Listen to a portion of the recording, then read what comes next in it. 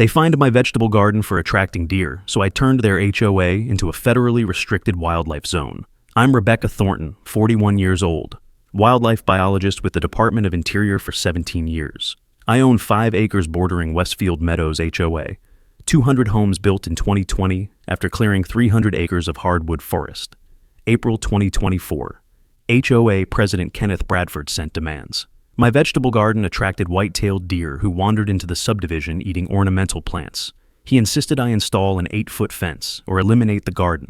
Cost estimate, $35,000 for proper fencing. I refused.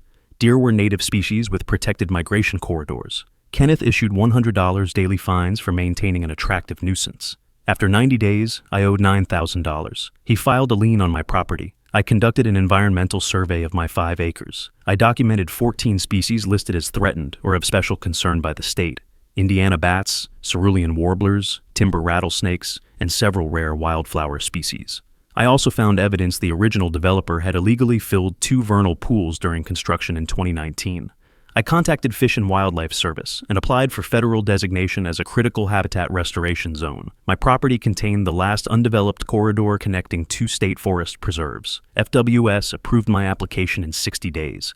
My 5 acres became a federally protected conservation easement. The designation included a 200-foot buffer zone. That buffer covered the entire western section of Westfield Meadows.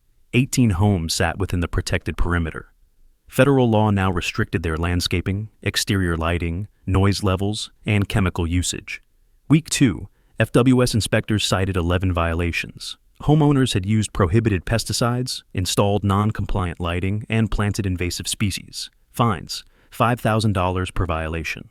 Week 6, the HOA hired environmental lawyers. Legal fees exceeded $120,000. Week 10, affected homeowners filed suit against the HOA for allowing development in a sensitive habitat zone. Week 14, property values in the buffer zone dropped 40%. Kenneth called, begging for a solution.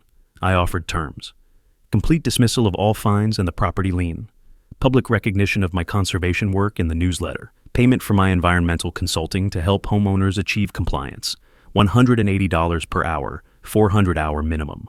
Reimbursement of my legal fees, $45,000. Total payment, $117,000. The HOA settled. Special assessment, $585 per household. I designed compliance protocols for all buffer zone residents. The vegetable garden expanded to 2 acres. Deer population increased 300%. Kenneth resigned. His replacement is an environmental science teacher. We work together now. The subdivision has the highest biodiversity index in the county.